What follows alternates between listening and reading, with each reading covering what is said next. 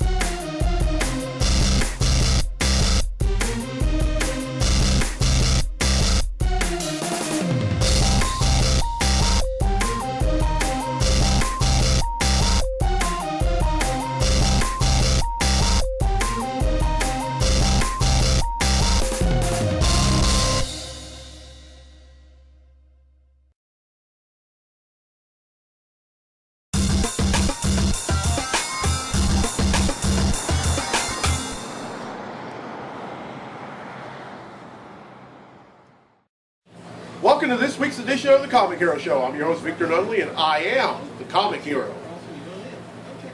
Continuing my theme, which is a salute to higher education in Louisiana, I'm wearing this Bossier Parish Community College themed Comic Hero team. Of course, you have the maroon on, and then the gold letters, and also this Bibsy hat that I bought from their bookstore. And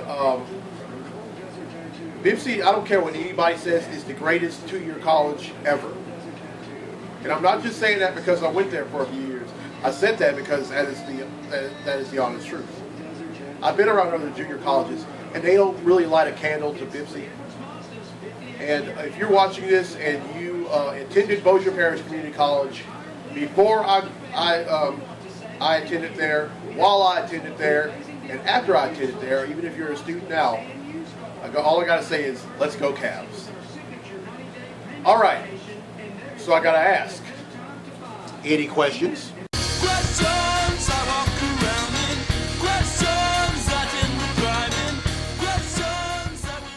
All right, folks, I have 4 questions for this week, and the first question is from Joe Stokes from Monroe, Louisiana.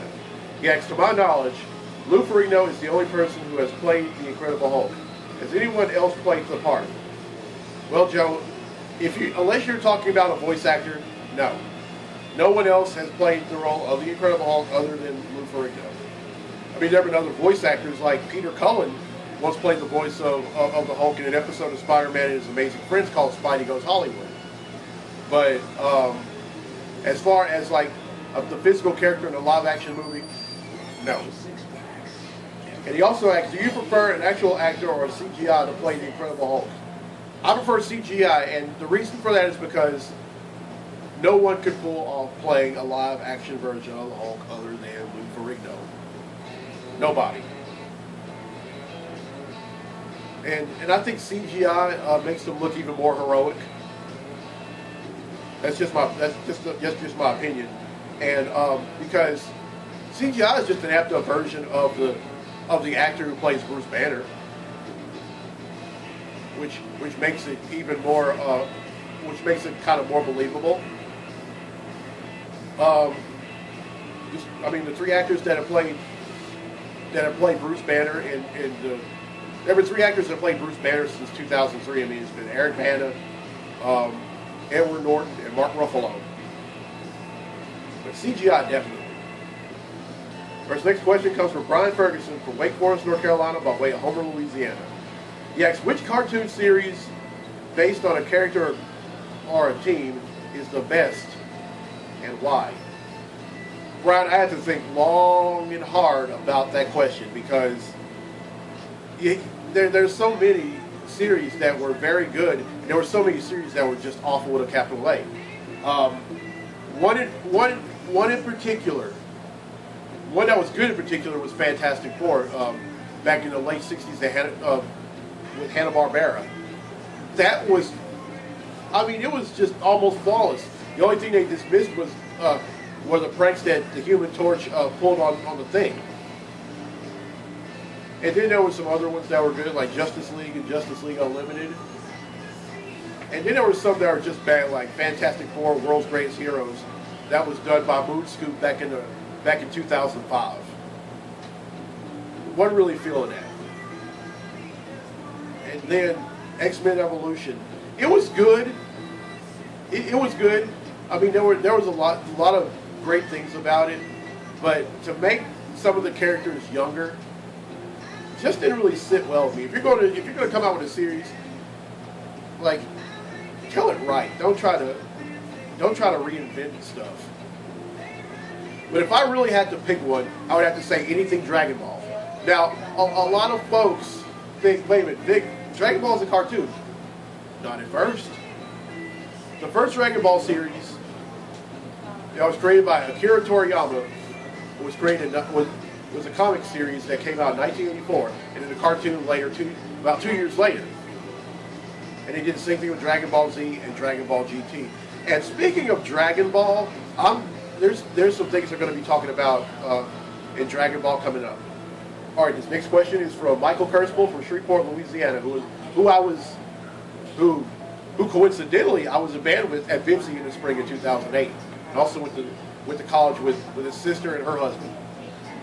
He asked, why would they think teaming Batman up with the Teenage Mutant Ninja Turtles is a good idea? Sure, it sounds awesome, but how will it play out? Well, Mike, that all depends on which incarnation of them you're talking about. Now, if you're talking about the original ones that were created by Eastman and Laird back in '84, it may actually work, because that incarnation of them, they didn't really have personalities. They were all tough as nails, no nonsense, and didn't take any prisoners, which pretty much meshes with Batman's demeanor. But if you're talking about any other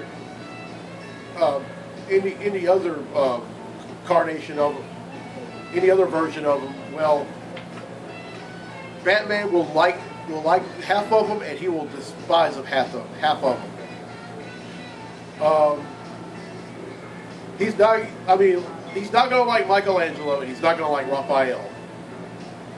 And here's why: because Michelangelo's a bit of a party dude klutz, or a practical joker, if you will, and Raphael, he's a little too headstrong for Batman. I mean, Batman is, he hits first, asks questions later, but Batman may find him a little too intimidating. Just saying. Yeah, but like I said, I think it'll be great, but it's also going to depend on which version you're talking about. All right, this last question is from Kiefer Price from Monroe, Louisiana. What's your favorite non-Marvel or non-DC comic? Well, Kiefer, I've been trying so hard to get out of my DC and Marvel bubble that I've been in for so long. I mean, I'm looking at some of these books right now, and I mean, there are a few of them that actually appeal to me. I'm seeing some like Bill and Ted's Most Triumphant Return. A few months ago, there was a Black Dynamite series. Now, everybody who knows me knows I love some Black Dynamite. But who knows? I might just buy, or the Star Trek series from IDW. I love that one. Black Dynamite.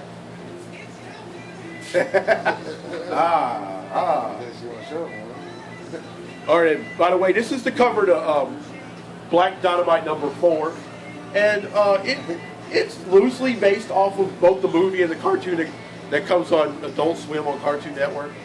But I don't know. I may even buy if they still have it in print. I'm thinking of I may buy a copy of the new Star Trek series. But anyway, that's it for Comically Speaking.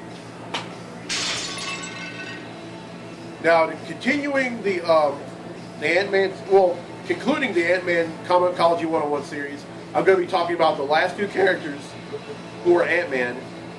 And yes, I just found out a few days ago that Eric O'Grady wasn't the only character to be Ant-Man. There was another character, and that was Chris McCarthy. So I'm going to be talking about both Eric O'Grady and Chris McCarthy. So, ladies and gentlemen, class is now in session.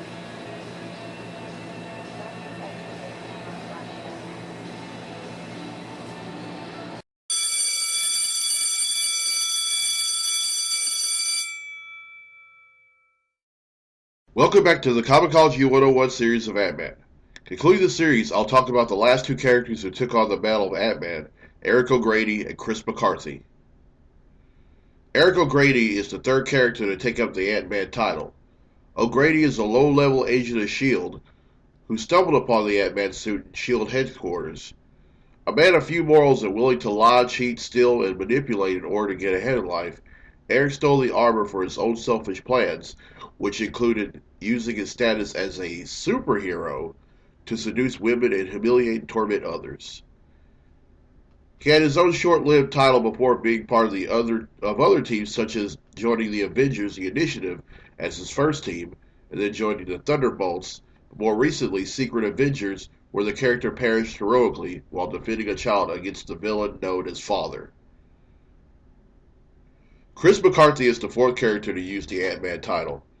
Created by Robert Kirkham and Phil Hester, the character first appears in Irredeemable Ant-Man #1 in December of 2006. He was a low-level agent of S.H.I.E.L.D. working in the reconnaissance department on the S.H.I.E.L.D. helicarrier. Chris and O'Grady were tasked with guarding Dr. Hank Pym's lab by the higher-ranking agent Mitch Carson. When Pym went to leave the lab, Chris panicked while Eric attacked and knocked Pym out unconscious. Inside the lab, the two found the most recent Ant-Man suit, which Chris put on and promptly activated, shrinking down. Thinking him gone, Eric panicked again and ran off. Chris promptly got lost in a helicarrier, stuck at the 1-inch size. Around this time, a group of Hydra superhumans attacked the helicarrier, and Chris and Eric are caught up in the ensuing chaos. While trying to find a safe place to hide, Chris was killed, to which Eric takes the Ant-Man suit off his own friend's corpse. That concludes the Comicology 101 Ant-Man series. Class dismissed.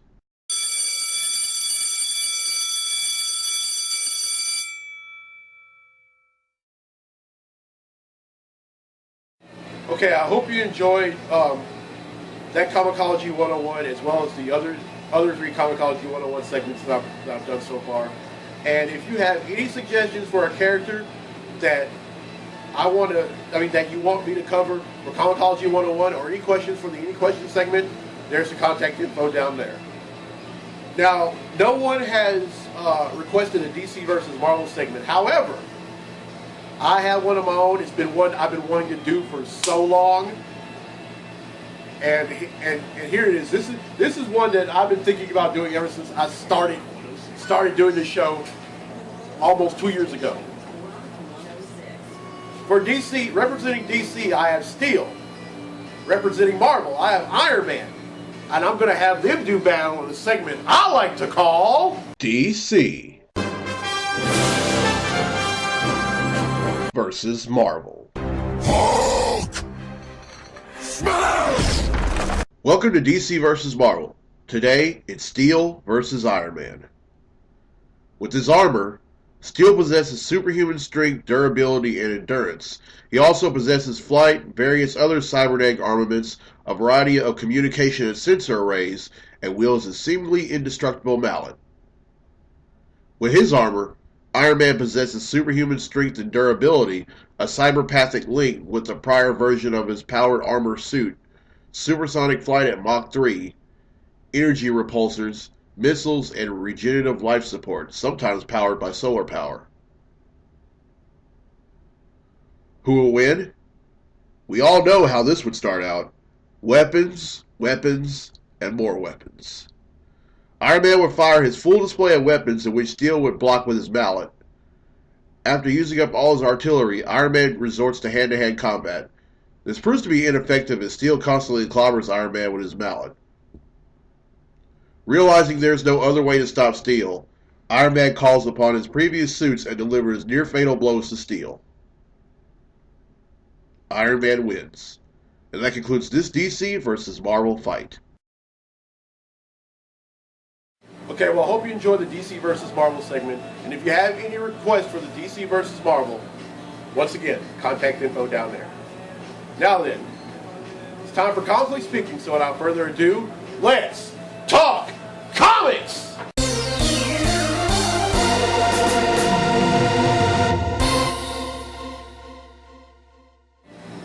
Alright folks, there are only going to be two things that I'm going to be talking about in this week's segment of Comically Speaking. And the first one is the obvious one, Ant-Man. It is out in theaters today. As you're watching this, it is Friday, July 17th. And I haven't decided on whether I'm going to watch it this evening or tomorrow afternoon, but I will watch it. And I think it's going to be a great movie. I mean, the casting was excellent. I mean, you have Paul Rudd, who plays both Scott Lang and Ant-Man. And you have Michael Douglas, who plays Dr. Hank Pym. And then some other cast members like Angelina Lilly. And get this, folks, T.I. is in it. Oh, and also Anthony Mackie, who played the Falcon in Captain America the Winter Soldier and Avengers Age of Ultron, is also going to be in this movie. So go out and see it. And in next week's episode, I'm going to give you my critique on the movie and some other things. Now, the next thing I want to talk about is this is comics related. Is Dragon Ball Super. Now, this is a topic that Lane Richardson, who I was also in band with at not ULM, but at Bipsy. I was in concert wins and jazz ensemble with an awesome drummer. He had suggested this. Now, Dragon Ball Super is going to be coming out real soon, but first it's going to be done in Japan, and then somewhere down the line there are going to be some American voice actors that are going to contribute to it. I'm really looking forward to it. Now, for any of y'all who don't know, Dragon Ball Super is it takes place after Goku defeated Majin Buu and before the martial arts tournament where he meets the counter opposite of Kid Buu, Oob. And let me tell you, there's a lot of things that have happened ever since. During this time. You may think, oh, this is only going to last about 20 episodes. Oh no! A lot of cool things have happened during in Dragon Ball Super because there was like a huge gap of years. I mean, you're talking about maybe 5 or 6 years. You know, 5 or 6 years in Dragon Ball. That's like, that's going to be like about 50 to 75 episodes right there. And I'm so looking forward to that. Alright folks, that's it for Comically Speaking. Now then, let's get to the comics I bought this week. Comic books I bought this week. Alright, first up is Robin, Son of Batman #1. Now this book, this book is just flat out awesome. Patrick Gleason is just doing a great job on his book. He is not disappointed he is not disappointed in writing. I didn't know he was such a great writer until I read #1, and I can't wait to read this one. All right, up next is Captain Marvel and the Carol Corps #2. This is a miniseries within the Secret Wars miniseries, and it talks about Captain Marvel and a band of ragtag airmen who are all women, and a lot of things that have happened. I mean, first off, they found out that they thought there were some Ultrons coming, but then they found out that it wasn't Ultrons, but it was like some regular human beings, and they went off and killed them. And when they found out there were actual human beings, it was too late, and they'd already gunned them down. and I can't wait to find out what's going to happen in this one. Next up is Guardians of Nowhere #1. This is also a miniseries within the Secret Wars miniseries, and it talks about the Guardians of the Galaxy, but instead of being Guardians of the Galaxy, they're Guardians of a realm on Battle World called Nowhere. And some of the characters that are on here are Rocket Raccoon, Drax, Gamora, and Angela, who is of Asgardian descent, who made her debut in Guardians in the previous Guardians of the Galaxy series. And I can't wait to read this either. Up next is Years of Future Past #3. Now, I didn't read #2. I did read #1, and it's basically some older versions of the X-Men fighting against the Sentinels. I mean, they escaped a mutant camp, and now they're on the run. And but I'll let you know what happens in a future episode. Up next is Superman Wonder Woman #19. Now, I just read #18, and this is part of the Truth story arc that's spanning through several books, not just this one, but also Action Comics, Superman, Batman, Superman, and Martian Manhunter. And the truth is out, folks.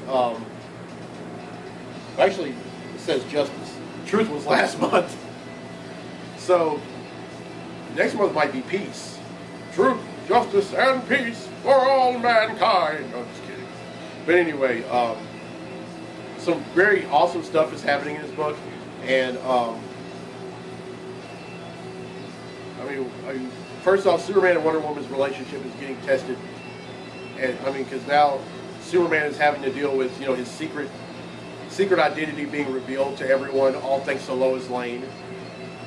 And I don't know, I just think of that as an act of betrayal. I still haven't gotten over that. But I'll let you know what else happens in a future episode as well. All right, up next is Green Lantern Lost Army #2. Now, this is the new series. It's some members of the Green Lantern Corps that are being lost, and we find out that some of them are John Stewart, Arisha, Justin and Kilowog. And then also, Guy Gardner magically pops up with both a green ring and a red ring. Now, when we last saw Guy Gardner, he had somehow expunged the red ring from himself without killing himself, and he was living a normal life back in his hometown of Baltimore, Maryland. And there's some real crazy, fun stuff going on in this book. All right, up next is Justice League #42. Now this is part 2 of the Dark Side Wars, and some of the things that are going on in this book is that they end up finding the daughter of Darkseid. But we found out that she's only half apocalyptic. She's half apocalyptic, half Amazon. So she also has ties to Wonder Woman. And I tell you, this is such a great book. And also, we also see the new 52 debut of Mr. Miracle. Yeah, that's right, scot-free, Mr. Miracle. And I can't wait to see what his wife, Big Barda, is going to look like. Probably looks the same as Wonder Woman does now. With that full armor that she has on. All right, and lastly, I'm sorry, folks. I just said Superman, Wonder Woman, and I was about to reveal that again. I'm sorry. Okay, anyway, that is 1, 2, 3, 4, 5, 6, 7, 8. That's 8 I bought, which brings the total number of comics that I bought since December of 1997 to 6,794. Or better yet, no. It escaped me. Here's the count, folks. I'm sorry.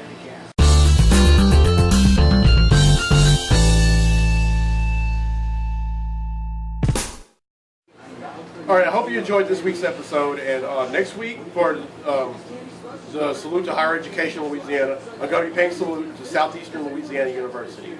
Now, there are two people that I know of who are graduates of SLU, and that's Good Morning America Good Morning America anchor Robin Roberts, who is also inducted in the Louisiana Sports Hall of Fame, and then current ULM president Dr. Nick Bruno. They're both proud graduates of Southeastern Louisiana University. So Dr. Bruno and Robin, if you're watching this, next week's episode is for you. Oh, and by the way, for any of y'all who watch this show, who are regular customers here at Clint's Comics, I have business cards. Please pick one up. That's the front of the business card right there. It says Victor Nolly, comic book reader, collector, T-shirt designer, and web series host. And then right down there is my contact info. And then on the back, my parting words on the show: be safe, be blessed, be a hero. So come by, and then also, if you want to subscribe to me on YouTube, right now I have 22 subscribers, and I really welcome, because that way, once the episode gets uploaded, y'all are the first to know. I mean, yeah, sure, I could post I could post a link to Facebook and Twitter and all that. But if you become a subscriber, you'll be the first to know. And also, T-shirts. If you want your own Comic Hero T-shirt, for adults they're $12, and for children they're $7. And besides, Clint and Renee, I made them a T-shirt a while back, and I'll do the same for you. All right, I'm Victor Nunley. I'm the Comic Hero. I'm going to go ahead and pay for these books. I'll see you next week right back here at Clint's Comics, where I'll be paying salute to Southeastern Louisiana University as a part of the a salute to higher education in Louisiana. So until then, be safe, be blessed, be a hero, and let's go Cavs! Thanks for watching.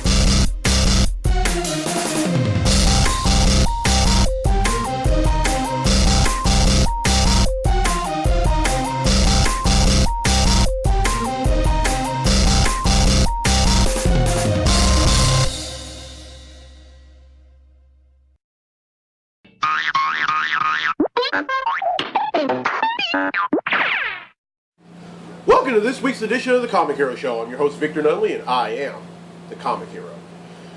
Continuing my theme for this summer, which is higher education, a salute to higher education in Louisiana, rather. I'm wearing this Bossier Parish Community College themed Comic Hero tee. Now, Vic, you're probably wondering, why are you wearing that and you're all the way out in Monroe? Well, Bipsy is part of 13 schools that I've selected this summer. Now, you have to remember, in this month, and August combined, there are 13 weeks. So Bipsy is near and dear to me because I went there for 3 years and I enjoyed every year that I went. And so if you're watching this and you were at Bipsy around the time that I was there, the time before I was there, and then after I left, all I gotta say is, let's go Cavs. Now then, I have to ask, any questions? You know what? I'll just do this standing up. Yeah, I'm gonna go back to doing this standing up. Blooper reel. Welcome to this week's edition of the Comic Hero Show. I'm your host, Victor Nunley, and I am the Comic Hero.